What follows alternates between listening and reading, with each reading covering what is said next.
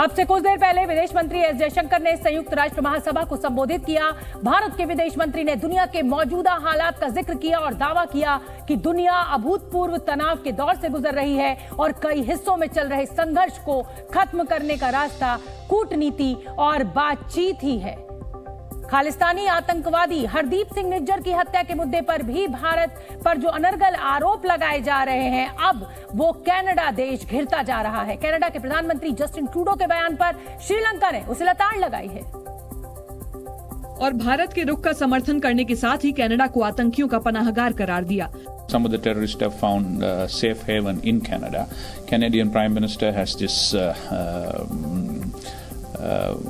way of just coming out with some outrageous allegations without any supporting proof.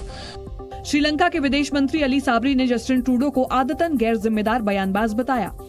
The same thing they did for Sri Lanka, a terrible total lie about saying that Sri Lanka had a genocide. Everybody knows there was no genocide in our country. Sri Lanka के विदेश मंत्री ने एक ही सांस में Canada सरकार को गैर जिम्मेदार, झूठा और दूसरों को अपमानित करने की मंशा रखने वाला करार दिया। इतनी खरी खोटी सुनाने के बाद अली साबरी ने कनाडा के सामने आईना भी रखा और कुछ दिनों पहले कनाडा की संसद में एक पूर्व नाजी सैनिक यारोस्लाव हंग को मिले सम्मान का जिक्र किया। हालांकि जग हंसाई के बाद ट्रूडो ने माफी मांग ली, लेकिन इससे उनकी नीयत छुप नहीं सकी। Yesterday he had gone and given a rousing welcome to somebody who have associated with the Nazis in the past on the Second World War. So this is questionable and we have dealt it in the past. Sri Lanka के विदेश मंत्री ने बताया कि उन्हें Trudeau की हरकतों से हैरानी नहीं होती। We have categorically rejected those outrageous allegations. So I am not surprised that sometime Prime Minister Trudeau comes out with outrageous, unsubstantiated allegations. Bharat सहित दुनिया के कई देश कनाडा पर आतंकवादियों का सुरक्षित पनाहगाह होने का आरोप लगा रहे हैं, तो ये बेवजह नहीं। जिस निज्जर की हत्या पर ट्रूडो छाती पीटते दिख रहे हैं, भारत ने उसे बहुत पहले ही ग्लोबल टेररिस्ट घोषित कर रखा था, जिसके एक्सक्लूसिव दस्तावेजी सबूत जी न्यूज के पास हैं। भारत सरकार के इस गजट नोटिफिकेशन में हरदीप सिंह निज्जर और अर्शदीप डल्ला को ग्लोबल टेररिस्ट घोषित किया गया था।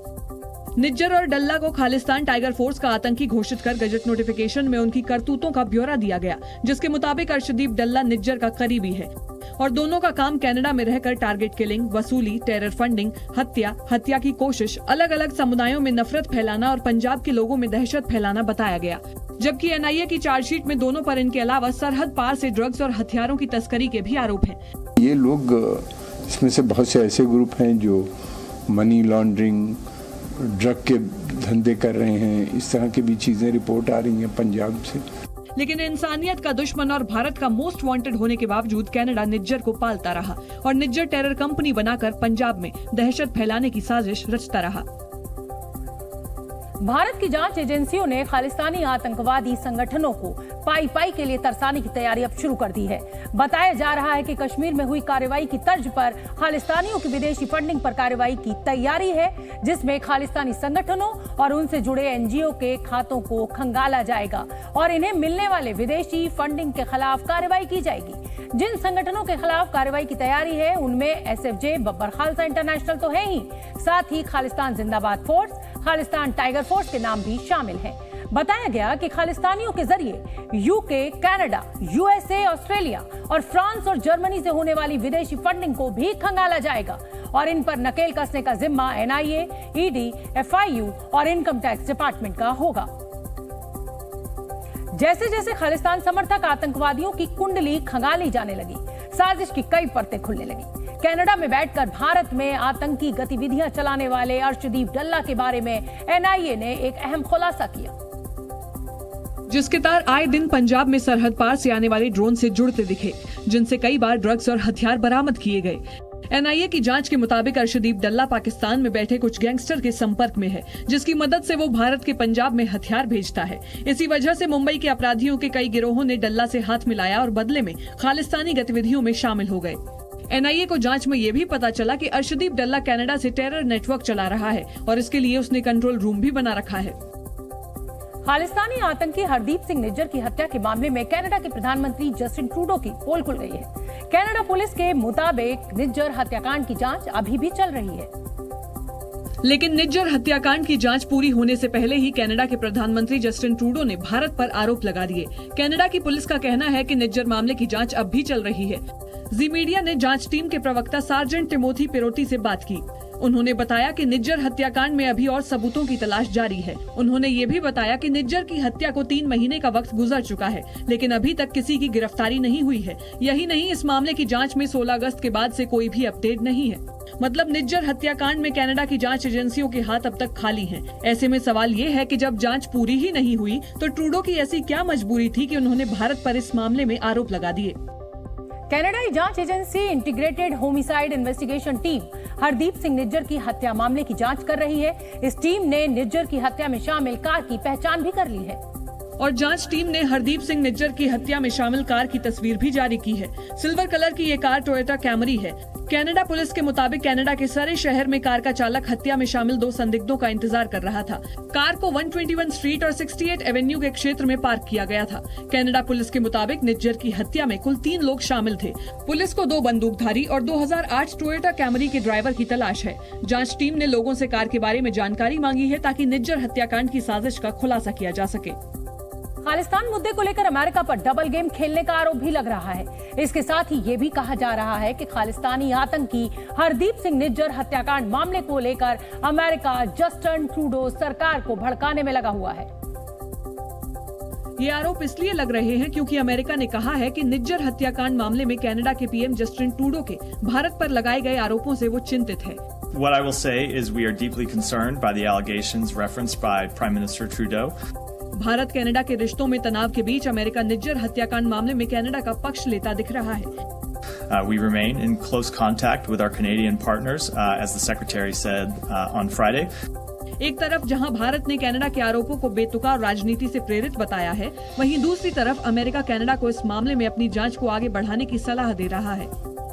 We believe it's critical that Canada's investigation proceed and that the perpetrators be brought to justice.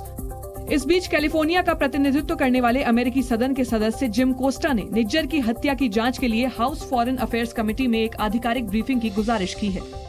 इससे पहले अमेरिकी विदेश मंत्री एंटनी ब्लिंकन ने कहा था कि निज्जर की हत्या के दोषियों को पता लगाया जाना चाहिए। उन्होंने पूरे मामले को लेकर भारत सरकार से बातचीत का दावा भी किया था। और अब अमेरिकी विदेश विभाग के प्रवक्ता मैथ्यू मिलर ने कहा है कि खालिस्तान टाइगर फोर्स के प्रमुख हरदीप सिंह निज्जर की हत्या की जांच में भारत को कनाडा का सहयोग करना चाहिए। And we have publicly and privately urged the Indian government to cooperate in the Canadian investigation. America ने कहा है कि वो निज्जर हत्याकांड में जवाबदेही देखना चाहता है। रक्षा विशेषज्ञों के मुताबिक अमेरिका फिलहाल कनाडा के पक्ष में खड़ा दिख रहा है। मेरे अपने विचार में ये कनाडा को फिलहाल सपोर्ट कर रहे हैं, कोई पक्ष नहीं ले रहे हैं, लेकिन ये साफ कह रहे हैं कि भारत जाके बात करे। निज्जर की हत्या मामले में कनाडा के आरोपों के बाद भारत कनाडा के रिश्ते सबसे खराब दौर में पहुंच गए हैं। पहले उनको एक्शन लेने की आवश्यकता है। तो प्रॉब्लम कनाडा का है, प्रॉब्लम भारत का नहीं है। खालिस्तानी आतंकी निज्जर भारत में वांटेड था।